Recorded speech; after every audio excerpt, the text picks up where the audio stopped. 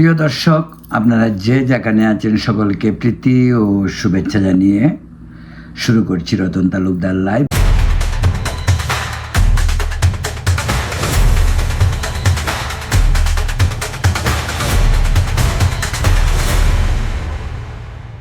একটি পরিবারের 4 জনকে হত্যা করা হয়েছে। তিনি একজন শিক্ষক ছিলেন, রংপুরের বাণিজ্য বিভাগের শিক্ষক। তার নাম গণপতি চক্রবর্তী, 65 বছর বয়স। তার স্ত্রী প্রীতিলতা চক্রবর্তী, বয়স 55 বছর। তার একমাত্র কন্যা আগামী চক্রবর্তী, বয়স 25। একমাত্র ছেলে প্রিয়স চক্রবর্তী, 12 বছর বয়স। পরিবারের 4 জন সদস্যকেই মৃত অবস্থায় উদ্ধার করা হয়েছে। ঘটনাটি ঘটেছে রংপুরের যে মহানগর, সেই মহানগরীর মাছুয়া পাড়া এলাকার একটি বাড়ি থেকে, যে বাড়িটি সেই অবসরপ্রাপ্ত শিক্ষক গণপতি চক্রবর্তীর নিজেরই বাড়ি ছিল। প্রিয় দর্শক, আপনারা ইতিমধ্যে খবরটি জেনেছেন। সারা দেশে ইলেকট্রনিক এবং প্রিন্ট মিডিয়ায় প্রকাশিত হয়েছে, সোশ্যাল মিডিয়ায় ব্যাপকভাবে আলোচিত। আপনারা হয়তো সমস্ত খবরগুলি রাখেন, তাই নতুন করে ঘটনাগুলি বলার অপেক্ষা রাখে না। শুধু এটুকু বলতে পারি, যেটুকু যে দুর্বৃত্তের গুলিতে হোক, ধারালো অস্ত্র দিয়ে হোক, পিটিয়ে মারা হোক, তারা মৃত। তারা একটি ধর্মীয় সংখ্যালঘু পরিবারের মানুষ। তিনি অবসর নিয়েছেন। অবসর নিয়ে তিনি অবসরের পরেও তিনি হোমিওপ্যাথিক ঔষধের নিয়ে তিনি চিকিৎসাও করতেছিলেন। একজনের অনেক গুণ থাকতে পারে। তিনি শিক্ষক, উনি খুব মেধাবী শিক্ষক ছিলেন। যদ্দূর জানা গেছে অত্যন্ত ভদ্র, বিনম্র, অমায়িক এই মানুষটিকে পরিবারের আরও 3 জন সদস্য সহ নির্মমভাবে মধ্যযুগীয় কায়দায় হত্যা করা হলো। কারণটা কি? কেবলই ধর্মীয় সংখ্যালঘু সম্প্রদায়ের পরিবার, অসহায়, শক্তিহীন, ভীত, আতঙ্ক, সন্তপ্ত পরিবেশে বড় হওয়া মানুষ, নাকি এর পিছনে অন্য রহস্য লুকিয়ে আছে? দেখুন, দেশের ডোমেস্টিক ভায়োলেন্স, আভ্যন্তরীণ যে সমস্ত ঘটনা ঘটে, ডক্টর ইউনূসের আমল থেকে শুরু করে এখন পর্যন্ত এই সরকারের, অর্থাৎ বিএনপি সরকারের মাত্র 6টি মাস, কিন্তু হত্যাযোগ্য ডোমেস্টিক ভায়োলেন্স কিন্তু থেমেনি। সেটা হোক হিন্দু, হোক মুসলিম, হোক বৌদ্ধ, খ্রিস্টান, যে কোনো দেশের নাগরিকের জন্য দেশের আইন শৃঙ্খলা পরিস্থিতি যে একেবারেই অনুকূল নয়, তা কিন্তু আমরা প্রতিদিনই পত্রপত্রিকায় দেখছি। ডক্টর ইউনূসের আমলে যেটি একেবারে চূড়ান্ত পর্যায়ে উঠেছিল, মব করে মানুষকে মেরে ফেলা, ফ্যাসিস্ট বলে মানুষকে মেরে ফেলা, ফ্যাসিস্টের অনুচর, ফ্যাসিস্টের দালাল বলে খুব সহজেই মব তৈরি করে মানুষকে মেরে ফেলা, এই সংস্কৃতি কিন্তু শেখ হাসিনা সরকারের বিদায়ের পর থেকে আর ইউনূস সরকারের শাসনামল থেকে শুরু হয়েছে এবং তা অদ্যাবধি চলছে। আশা করা হয়েছিল গণতান্ত্রিক সরকার ক্ষমতায় আসার পরে তা কমেছে বটে, কিন্তু যেভাবে আইন শৃঙ্খলা পরিস্থিতির উন্নতি হওয়ার কথা ছিল সেভাবে যে হয়নি, তা চোখ মেলে তাকালে পত্রপত্রিকা এবং সোশ্যাল মিডিয়ায় আপনারা পরিষ্কার চোখের নজরে করবে। কিন্তু এইভাবে ধরা যাক একজন, আমি আগেই বলছি যে একটি মুসলিম পরিবারও হইতে পারত, হয়েছে। কিছুদিন আগেই তো ওই যে ধর্ষণ করে রামিসাকে হত্যা করা হয়েছে নির্মমভাবে। 1 মাসের মাঝে প্রধানমন্ত্রীর নির্দেশে তার বিচারও হয়েছে, ফাঁসির আদেশ দেওয়া হয়েছে, যদি এখনো ফাঁসি হয়নি, সেটি প্রক্রিয়াগত রয়েছে। তা আমি বলছিলাম যে হিন্দু, মুসলিম, বৌদ্ধ, খ্রিস্টান যাকে করতেই পারে, কিন্তু একের পর এক ইউনুস আমল থেকে হিন্দুদের উপর, বিশেষ করে ধর্মীয় সংখ্যালঘু সম্প্রদায়ের পাহাড়ি থেকে শুরু করে হিন্দু, বৌদ্ধ, খ্রিস্টান, তাদের উপর যেভাবে মানে ব্যাপকভাবে যে অত্যাচার করা হয়। আপনার দীপু দাসের কথা জানেন, যে যখন দীপু দাসকে গাজীপুরে পুড়িয়ে, প্রথমে মেরে তারপর গাছে টানিয়ে পুড়িয়ে হত্যা করা হয়েছিল, সেই দীপু দাসের হত্যা থেকে পরবর্তী 15 দিনে অন্তত 10-12 জন যুবক, হিন্দু যুবককে বাংলাদেশে হত্যা করা হয়েছে। সেটা হোক মাদারীপুর, হোক ফরিদপুর, হোক কিশোরগঞ্জ, হোক বাগেরহাট, বিভিন্নভাবে কুমিল্লা, ব্রাহ্মণবাড়িয়া, সর্বত্র। তারপর হিন্দু শিক্ষকদের উপর অবমাননা, হিন্দু শিক্ষকদেরকে মারা, চাকরিচ্যুত করা, তাদের গলায় জুতার মালা দেয়া, মুক্তিযোদ্ধাদের গলায় জুতার মালা, লালন গান যারা গেতেন, লালনের ভক্ত যারা, তাদের আউল বাউল, তাদের দরবেশ, ফির ফকির, আউলিয়াদের মাজার, বিভিন্নভাবে দেশে এক ধরনের আতঙ্ক তৈরি হয়েছিল। এবং তাদেরকে এক করতে আপনি বলা যেতে পারে তারাও কিন্তু সংখ্যালঘু। আজকে যারা দরবেশের অনুসারী, যারা লালনের অনুসারী, যারা আউল বাউল, বৈষ্ণব, ফকির, আউলিয়া, বৈরাগী, তারাও কিন্তু সংখ্যালঘু।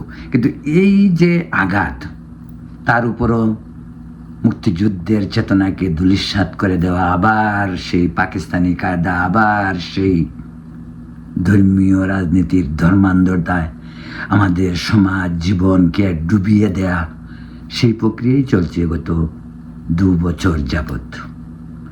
কিন্তু এই সরকার ক্ষমতায় আসার পর তা তো আরও উন্নতি হওয়ার কথা ছিল, কিন্তু যে ধরনের হত্যাকাণ্ড হয়েছে এটাও ঠিক। সরকার তো আর সকলের বাড়ি বাড়ি গিয়ে পাহারা দেবে না। সেটা কেন হচ্ছে, তারপরে কেন হচ্ছে, সেটা খুব ইজি। বিভিন্ন কথাবার্তাই বলা হচ্ছে, যেমন এখানে হত্যা করার পর যেটা ইনভেস্টিগেশনে এখন পর্যন্ত, প্রাথমিক ইনভেস্টিগেশন যতটুক মানুষ জানতে পেরেছে বা জেনেছে বা অনুমান করতে পারছে, ডাকাতি কথা বলা হচ্ছে সম্পত্তিকে গ্রাস করার জন্য হইতে পারে, বলা হচ্ছে যে পূর্ব থেকে কোনো ধরনের শত্রুতার থেকে হতে পারে। কিন্তু বক্তব্য হলো যে ধরনের আজকাল কি ডাকাতি করতে মারতে হয়? আর আজকাল কি ডাকাতি হয়? আজকাল তো ডাকাতি হয় না। আজকাল আগে ডাকাতি হতো যেরকম কায়দায়, আজকাল কিন্তু ডাকাতি সেই কায়দায় হয় না। আজকাল ডাকাতিকে বলা যেতে পারে প্রায় ওপেন সিক্রেট ডাকাতি। আগে ডাকাতি হলেও ডাকাতরা ডাকাতি করে চলে যেত, তারপর ডাকাতকে ধরার জন্য বহু ধরনের প্ল্যান প্রোগ্রাম। কিন্তু আজকাল কিন্তু কে ডাকাত, কখন ডাকাত দিন দুপুরেও হয়, রাত দুপুরেও হয়, যে কোনো সময় হইতে পারে। আজকালের ডাকাতিকে আর সেই আগের ডাকাতি বা ডাকাত বলে পাশ কাটিয়ে যাওয়া, প্রসঙ্গকে হালকা করে দেওয়া, এটাও কিন্তু এক ধরনের একটি প্রক্রিয়া। সেই প্রক্রিয়া হইতে পারে বিভিন্ন রকমভাবে। যেমন সরকারের একটি মহল আছে যারা মনে করে যে এই বিষয়টি যেহেতু হিন্দু পরিবারটি, এটা যাতে সাম্প্রদায়িক রূপ না নেয়, কারণ সাম্প্রদায়িক রূপ নিলে তা দেশে এবং বিদেশে একটা প্রতিক্রিয়া হবে। প্রতিক্রিয়া হয়তো শুরুও হয়েছে, কিন্তু সেই প্রতিক্রিয়া না হোক তার জন্য সেই এর মোটিভটিকে অন্যদিকে ঘুরিয়ে দেয়া, এটার প্রবণতা রয়েছে, অনেক প্রবণতা। এরকম অনেক দৃষ্টান্ত বাংলাদেশে রয়েছে। ধর্মীয় সংখ্যালঘুদের উপর অত্যাচারের কাহিনীগুলো বলে ভিন্নভাবে ঘুরিয়ে দেওয়া হয়, ভিন্ন খাতে প্রবাহিত করা হয়, যাতে করে এই আন্দোলন বা এই নিয়ে আলোচনা দেশে বিদেশে হয় না। একটি কথা বলি, আজকে সংখ্যালঘুদের কেন এরকম হচ্ছে? সংখ্যালঘুদের এটাও এক ধরনের মনস্তাত্ত্বিক অত্যাচার, এটাও এক ধরনের মনস্তাত্ত্বিকভাবে বুঝিয়ে দেয়া যে ভাই এই দেশটি তোমাদের নয়, তোমরা চলে যাও। আচ্ছা ভাই, আপনারা কি শুনেন না? এই যে ওয়াজে, এই যে আমাদের হুজুররা প্রতিদিন প্রায় বলছে হিন্দু ধর্মের দেবদেবীকে নিয়ে অবজ্ঞা এত রয়েছে। বাড়তি কি বলা হচ্ছে যে এই দেশে হিন্দুরা থাকতে পারে না, যে দেশে হিন্দুরা ভূমিপুত্র। আবহমান কাল থেকে হিন্দুরা এই দেশে বসবাস করে। দেশটিতে একসময় হিন্দুদেরই ছিল। মুসলমানের ইতিহাস এই বঙ্গভূমিতে কত দিনের, কত বছরের? 500 বছর, 700 বছর। কিন্তু হিন্দুদের ইতিহাস তো হাজার হাজার বছরের। বিভিন্নভাবে হিন্দু ধর্মান্তরিত হইতো বাঙালি, হিন্দু থেকে বাঙালি মুসলমানদের হয়েছে। অথচ দেখুন, একই দেশ, একই জাতি, একই বেশভূষা, একই খানা দানা থেকে শুরু করে চাল চলে, শুধু আমাদের কি আলাদা?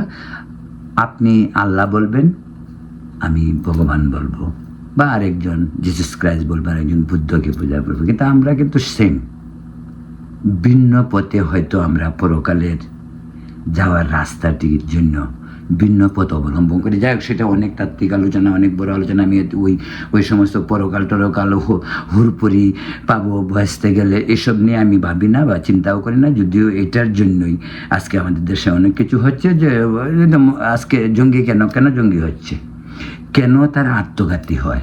তাদেরকে সোজা ভাষায় বলা হচ্ছে যে তোমরা আত্মঘাতী হলে, বিধর্মী হোক বা অন্যদেরকে হোক, সেটা জুইশ হোক, হিন্দু হোক, ভারত হোক, আমেরিকা হোক, ইউরোপ হোক, জাপান হোক, অস্ট্রেলিয়া হোক, তোমরা জেহাদি হয়ে আল্লাহ আকবর স্লোগান দিয়ে আওয়াজ তুলে তোমরা মানুষ হত্যা করতে পারো। এরকম শিক্ষা মসজিদের মাদ্রাসা থেকে পাওয়ার পরেই কিন্তু সারা পৃথিবীতে কিন্তু এই ধরনের জঙ্গিবাদী বিষয় চলছে, যে কারণে মুসলিম ধর্মকে অনেকাংশে একটি ক্ষুদ্র অংশ বিভিন্নভাবে খারাপ যে একটা নাম দেয়া, এবং সেটাই দেওয়া হচ্ছে। যার জন্য আজকাল ইসলামোফোবিয়া বলে যে কথাবার্তা বলা হচ্ছে সারা দুনিয়াতে, তার উৎপত্তিও কিন্তু সেই জঙ্গিবাদের উৎপাত থেকেই। প্রিয় দর্শক, বলছিলেন যে বাংলাদেশে এই যে পরিবারটিকে, রংপুর, আমি ডিটেলসে যাচ্ছি না, ডিটেলস এরকমই। বাবার লাশ পাওয়া গেছে ছাদের উপর, মেয়ে এবং মার লাশ পাওয়া গেছে সিঁড়িতে, ছেলের লাশ পাওয়া গেছে কাঠের নিচে। মেয়েটি উচ্চশিক্ষিত, কারমাইকেল কলেজ থেকে সবে ইংরেজিতে মাস্টার্স করেছে। ছেলেটি মাত্র 12 বছর বয়স। তারপরে শিক্ষকের বয়সও আর তেমন কি, 65 বছর বয়স, তার স্ত্রী 55 বছর বয়স। এই যে পরিবারটিকে একেবারে পৃথিবী থেকে বিদায় করে দেওয়া হলো, এর বিচার কতটুকু হবে? আর বিচারের ওদের তো আর অবশিষ্ট কিছু নেই। কিন্তু আজকে এই ঘটনাটি কি হইতে পারে? এই ঘটনাটি অন্যদেরকে মনে, যে হিন্দুরা তো এমনিতেই দুর্বল বাংলাদেশে, এটা কেউ স্বীকার করুক, কোনো মুসলিম সম্প্রদায়ের ব্যক্তি সেটা স্বীকার করুক আর না করুক, সরকার মানে এটাকে বিশ্বাস করুক না করুক, বাংলাদেশের মুক্তমনা মানুষ থেকে শুরু করে সরকার যতই বাংলাদেশকে সাম্প্রদায়িক সম্প্রীতিতে একেবারে বাংলাদেশ ভেসে যাচ্ছে বলা হোক, আসল কথাটি হলো বাংলাদেশে সাম্প্রদায়িক সম্প্রীতির অবশিষ্ট আর কিছু নেই। হিন্দু সম্প্রদায়, বৌদ্ধ সম্প্রদায় বা অন্যরা, হিন্দুদের কথাটা বারবার এই জন্যই বলা হয় যে হিন্দুদের সংখ্যাটাই বেশি। যে হিন্দুদের সংখ্যা ছিল এই 71 সালেও প্রায় 19%, আজকে তারা 9%, 8%, সেটাকে পারলে আরও কম বলা হচ্ছে, ইচ্ছা করেই কম বলা হচ্ছে। যত কম বলা হবে তত সুবিধা। এটাও এক ধরনের পলিসি। আপনি কি দেখুন, যখন মানে জনগণনা শুরু হয়, সেন্সাস, প্রতিটি সেন্সাসে হিন্দুদেরকে ইচ্ছাকৃতভাবে কম দেখানো হয়। বাংলাদেশে এখনও যে পরিমাণ হিন্দু আছে, আর সেন্সাস যে সংখ্যাটি বলে সেই সংখ্যার থেকে বাংলাদেশে হিন্দুদের সংখ্যা এখনও অনেক বেশি। এই প্রসঙ্গে পরে বলবো। আমি এর আগেও অনেক ভিডিওতে এই কথাগুলি বলেছি, তো আজকে যেটা বলতে চাচ্ছি যে আজকে এই যে ধাপে ধাপে একটা ফ্যামিলি কোথায়, সেটা রংপুর, কিন্তু আজকে যে চিটাগাং যে হিন্দু সেও শঙ্কিত, আজকে ময়মনসিংহে যে হিন্দু সেও শঙ্কিত, আজকে নেত্রকোনায় যে হিন্দু সেও শঙ্কিত, আজকে বাগেরহাটে যে হিন্দু সেও শঙ্কিত, আজকে রাজবাড়িতে যে হিন্দু সেও শঙ্কিত, চাঁপাইনবাবগঞ্জে যে হিন্দু সেও শঙ্কিত। মানে এই যে হত্যাকাণ্ড, এই হত্যাকাণ্ডের যে বিস্তৃতি, চিন্তা বা চেতনা মানুষের জীবনে মননে যেভাবে আঘাত করবে, সেটাই হলো এই হত্যাকাণ্ডে যারা ঘটিয়েছে তাদের সফলতা। সেটা যদি হয় এমন যে হিন্দুদেরকে একটা মেসেজ দেওয়া যে দেশটি আর তোমাদের নয়, তোমরা চলে যাও, তোমরা চলে গেলে ভালো। আমি এই কেসটির ডিটেলস ইনভেস্টিগেশন কী হবে আমি বলছি, তো আমি নিশ্চিতভাবে একটি জিনিস আমি বলতে পারি, ডাকাতি নয়। আজকে যদি তারা সেটাকে ডাকাতি বলে, ডাকাতি যদি হতো, ভেরি সিম্পল অ্যান্ড ইজি, ডাকাতি যদি ডাকাতি করে নিয়ে যাবে, কিন্তু ডাকাত হয়তো ডাকাতি 5 লক্ষও পাইতে পারে, 5,000ও পাইতে পারে। এখন একটি মধ্যবিত্ত পরিবারে যা ছিল, সব একজন ডাকাতদেরও কিন্তু এই আইডিয়া থাকে, সে যখন ডাকাতি করতে যায় তখন বুঝে যে এখানে কি আছে। নিশ্চয়ই রংপুরের মানুষ জানে এই অবসরপ্রাপ্ত শিক্ষকের বাড়িতে কি ধন, কতটুকু মণিমাণিক্য, কতটুকু কত কোটি কোটি টাকা রয়েছে, ওইটা তাদের খুব ভালোই জানা। তাই এটাকে ডাকাতি বলে যদি চালানো হয় তাহলে সেটা হবে ইচ্ছাকৃতভাবে ইনভেস্টিগেশন, তদন্ত যারা করবে তাদের হইতে পারে। আমাদের দেশে কোনো তদন্ত স্বচ্ছ হয় না, এটা বলে লাভ নেই। এমনকি এটা হিন্দুদের ব্যাপারে নয়, এমনকি যে মুসলিম অনেক মারা যাচ্ছে কিন্তু কই তদন্ত নেই। এই যে দেখুন রামিসা হত্যাকাণ্ডের ঘটনাটি ঘটলো, তার ফাঁসিও হইল, কিন্তু এখন আবার সেই 9/6 শুরু হয়েছে, সে হত্যা করেছে, কারো অনুপ্রেরণায় করেছে, কে তাকে মানে সে করেছে, কে তাকে পয়সা দিয়েছে, নানান কথাবার্তা এখন শুরু হয়েছে বাঁচার জন্য, দান্দাবাজি। ঠিক এইগুলি বলে দান্দাবাজি, কারণ আমাদের বিচার বিভাগটি এখনো স্বাধীন মুক্ত বিচার বিভাগ নয়, যে যেখানে সেটা বিচার পাইতে পারে। একজন মুসলিম সেই পাচ্ছে না বিচার, সেই নিরপেক্ষতা পাচ্ছে না। তারপর একজন হিন্দু, তার এই মানুষটিকে মারার নিশ্চিত কারণ একটি সাম্প্রদায়িকতার যে গন্ধ রয়েছে, সেটা একটু ডিপলি চিন্তা করলে, একটু গভীরভাবে চিন্তা করলে, ভাবলে সেই গন্ধ পাওয়া যায়, সেটা নিশ্চিত। আর ডাকাতি, সম্পত্তির লোভ, যত কিছুই বলা হোক, সেটা একেবারেই বানানো। আবার দেখলাম এক জায়গাতে যে আসামিদের 2-4জনকে হিন্দু আসামি বলে বলা হচ্ছে। এটাও আমি ওই ডাকাতের মতোই নিশ্চিত বলতে পারি, কোনো হিন্দু, যদি সে হিন্দু হয়, কোনো হিন্দু এমন নির্মমভাবে এমন ভয়াবহ হত্যাকাণ্ড ঘটাতে পারে না। হিন্দু হলেই ঘটাতে পারবে না তা আমি বলছি না, কিন্তু ভারতে এমন অনেক ধরনের হত্যাকাণ্ড ঘটে, কিন্তু বাংলাদেশের এই দুর্বল হিন্দুর দ্বারা এই ধরনের বর্বরচিত হত্যাকাণ্ড ঘটতে পারে না। হিন্দুর ক্যারেক্টারও পরিবেশ, পরিস্থিতি, ভৌগোলিক অবস্থানের উপর নির্ভর করে। ভারতের একজন হিন্দু যে সাহসী, যে উদ্যমী হয়, বাংলাদেশের হিন্দু সেই অবস্থাটা নাই। এই জন্য বলছি, বাংলাদেশের কোনো হিন্দু এমনভাবে 2-3জন হিন্দু একটি পরিবারে গিয়ে 4জন মানুষকে এরকমভাবে খুন করবে, ইম্পসিবল, এটা হইতেই পারে না। এরকম নাম আসতে পারে, আমি জানি, বিভিন্ন, এটাই তো সবচেয়ে বড় সমস্যা, বিভিন্নভাবে জিনিসকে ভিন্ন ক্ষেত্রে প্রবাহিত করা হয়। তো প্রিয় দর্শক, যে বলছিলাম যে ব্যাপারটা, এটা ওভারঅল গণপতি চক্রবর্তী পরিবারকে হত্যা নয়, এটা বাংলাদেশের 2 কোটি, 1.5 কোটি, 3 কোটি, যত কোটি হিন্দুই হোক, তাদেরকে একটি মেসেজ দেয়, দেশটি তোমাদের নয়, আস্তে আস্তে তোমরা চলে যাও। এবং এই প্রক্রিয়া চলছে আজকে, শুধু গণপতিকে না, এর আগে ঘটনা ঘটে নাই, এর আগেও বহু সেই যে এরশাদের আমল থেকে ঘটনা। চট্টগ্রামের বাঁশখালীর কথা মনে আছে, এক পরিবারের 7জনকে 9জনকে মারা হয়েছিল। এরকমভাবে এই ঘটনা, বহু ঘটনা, মোস্ট রিসেন্টলি একেবারে নিকট অতীত আমরা দেখেছি না অনেক ঘটনা। এই ইউনুসের আমলে কতগুলি মহিলা নারীকে দর্শন করা হয়েছে, কতগুলি মহিলা আপনারা বলুন। এমনও হয়েছে ভিডিও ধারণ করে আবার ভিডিও ছেড়ে দেওয়া হয়েছে। বললাম তো আগেই, দীপু দাসকে হত্যা করার দিন থেকে পরবর্তী 15 দিন বাংলাদেশের 13 জন যুবককে হত্যা করা হয়েছে, আর শত শত যুবককে ধর্ম অবমাননার নামে গ্রেপ্তার করা হয়েছে, যারা এখনো জেলে রয়েছে। আর হিন্দুদের ধর্ম নিয়ে সারাদিন চিৎকার করে দেবদেবীকে ব্যঙ্গ করলেও ধর্মের অনুভূতিতে আঘাত হয় না, কারণ অনুভূতি হিন্দুদের নেই ধর্মে।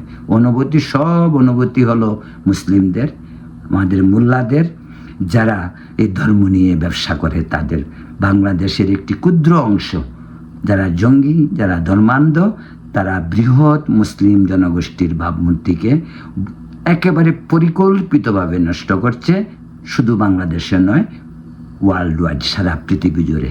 প্রিয় দর্শক, আশা করি সরকার বিষয়টিকে অত্যন্ত গুরুত্ব দিবেন। বাংলাদেশের ধর্মীয় সংখ্যালঘুদের প্রতিও একটি বক্তব্য থাকবে, দেশটিকে আপনাদের দেশ, আপনারা এই দেশের ভূমিপুত্র।